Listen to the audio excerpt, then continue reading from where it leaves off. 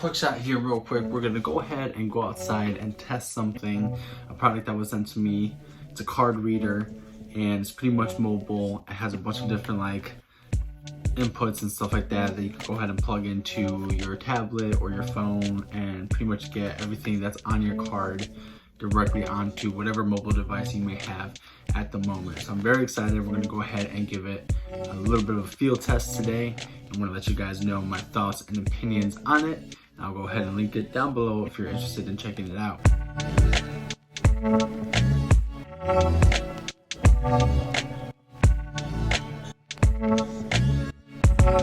Alright, so we're going to go ahead and be doing two different things here. We're going to be testing out the actual card reader, and at the same time we're going to go ahead and mess around with some long exposure. Now today the clouds are pretty thick, but I think that if we go ahead and mess around with our settings, we could get some definition and make them look really, really cool.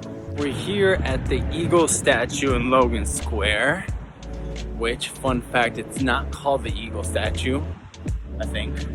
It's the Centennial Memorial Statue, something like that. It was to celebrate 100 years of Illinois being a state. It was built here in Logan Square. Represent. And of course, when I actually try to start shooting, it starts raining all over me. So, you know, didn't have to rain before I started shooting, only exactly when I started shooting. And the Canon T3i is not weather sealed, so that's a big no-no. However, this camera's been through a lot worse, so this is nothing. All right, that brings us to part number 2 of this video. Okay, so part number 2 of this video is talking about this guy. Now, this guy is supposed to go ahead and take your card from your camera and be able to read it to your phone, your tablet, your Android, but I don't have an Android, so we're using Apple, or anything else that you want to possibly edit on the go on mobile. So one of the biggest practicalities I see to this is actually being able to use this, take all the photos from a card right away, and immediately get it imported to your camera for use to edit right away.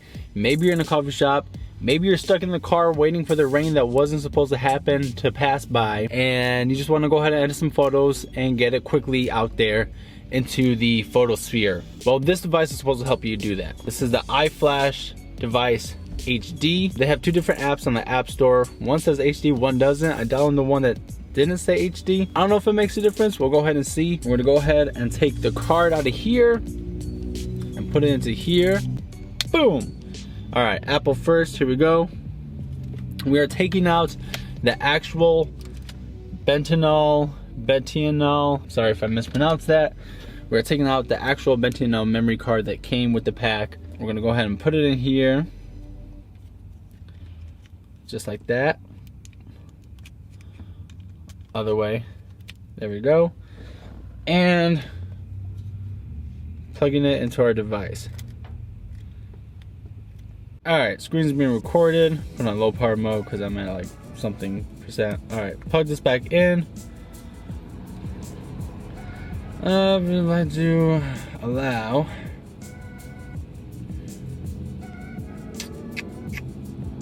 Let's see here.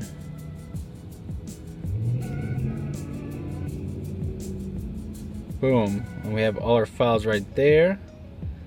There we go. Pull up our picture. Alright, so for Android, you don't actually have to download the app, is what I heard. I don't know because I don't have an Android device, but we're gonna see if we could find one. For iPhone, you do actually have to download the app so that you can use it. But as you can see here, we have all our CR2 files. That's Canon RAW. So everything that we just shot before we got completely rained on. Do this, share button, share it, and what happens? Oh, and look at that, we have Photoshop Express as an option. I don't know if I want this photo. It's kind of cool because all the cars are moving. That's kind of cool too, but I think I want the Eagle one. I think I want this. I want to try messing around with this ego photo first. It looks kind of lame. I was hoping this would come out so much better, but okay, let's choose this ego one because it looks a little underexposed. And we'll just do some basic tweaking in Photoshop Express. It's importing to Photoshop Express right now. Import. Go right to the app. Let's see. Recent.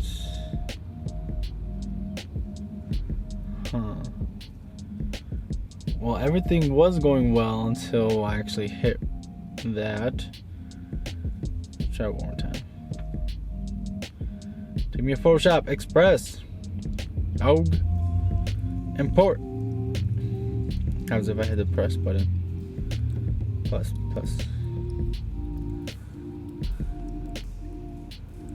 Everything was looking good until we actually content downloading. Oh, currently you'll get a notification once it's complete. Okay, so I guess it's downloading the folder. So it seems like it has to download the image from the app after being plugged in. And then we'll go ahead and have it in our photo library, I guess. And we'll be able to edit it. But I wonder if it stays raw. Like, that's one of my biggest questions. I wonder if it stays as a raw file. It says we'll get a notification when it's done, but it's taking a long time.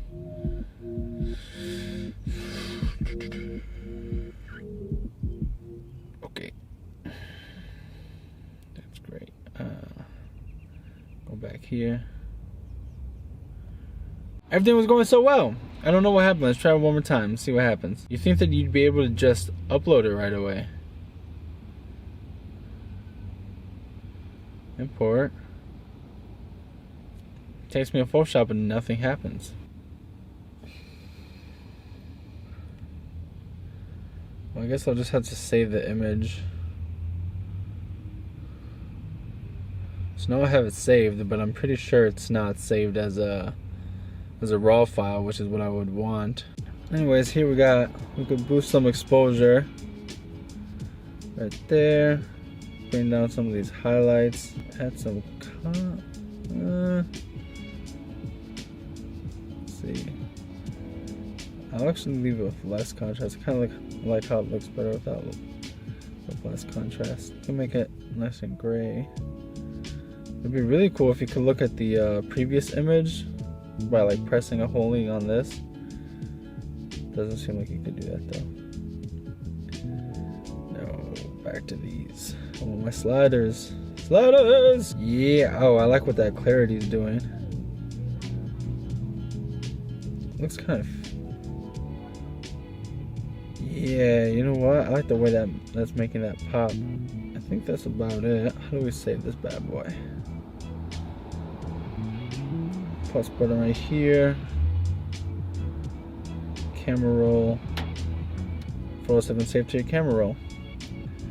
Boom, there we have the new photo, old photo, new photo, old photo. See the difference?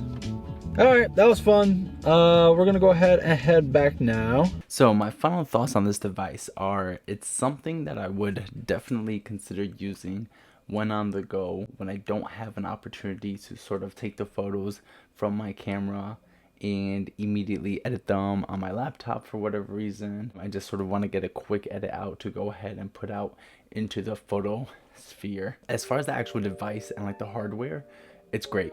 I mean, it's pretty straightforward. You can't go wrong with it. You have so many different types of inputs that you can use. The memory card fits in well. Everything, you know, I mean, it's plastic, but like everything feels solid. It's very straightforward. There's not really anything else to sort of like talk about. Pretty straightforward. You know what you're getting. I haven't plugged it into a Android phone yet because I don't have any sort of Android device. I'm working on that. As far as for, you know, plugging it into your iPhone, as long as iPhone and Apple decides to keep the current Thunderbolt design, which knowing Apple, it could change at any single moment, you should be fine. For the app, that's a different story. The app, It wasn't the best experience, but it wasn't a terrible experience either. It's not something I'd sort of recommend. You kind of need it for getting your photos onto your iPhone, so it's a necessity to that extent, but I think there could be a lot of improvements. The best part about that is that it's probably much easier, I'm assuming, to update an app and put out updates for, you know, design differences, layout differences, whatever, versus having to update hardware if hardware was to be really bad for whatever reason. It was just really weird. I don't know why Photoshop was given as an option, but whenever I would click it, it would just take me right back to Photoshop Express with my camera roll. The actual image was never shown. Downloading it from the actual app, it comes as a PNG file. It's not saved as a RAW file, which would be a little more preferred, but PNG isn't terrible either, and as long as you more or less have the proper settings, you could always do some retouching. So I think that's really good and it's really awesome. The only reason I could sort of see someone not using this is if they have a camera that has Wi-Fi capabilities, that they could go ahead and put those images onto their phone and then like edit it that way. My T3i does not have that, and my Lumix G7 right here does have it, but I haven't explored the options too much.